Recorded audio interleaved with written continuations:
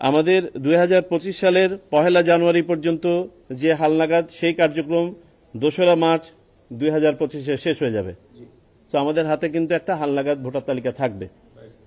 আমরা আবার বাড়ি বাড়ি যাওয়ার প্রয়োজনীয়তাটা এই জন্য বোধ করছি যে আমরা ধারণা করছি 25 থেকে 27 লাখ বা কম বেশি ভোটার যারা আমাদের অফিসে এসে নিবন্ধিত হন নাই, এদেরকে আমরা চাই নিবন্ধিত হোক, এই জন্য বাড়ি বাড়ি যাওয়া।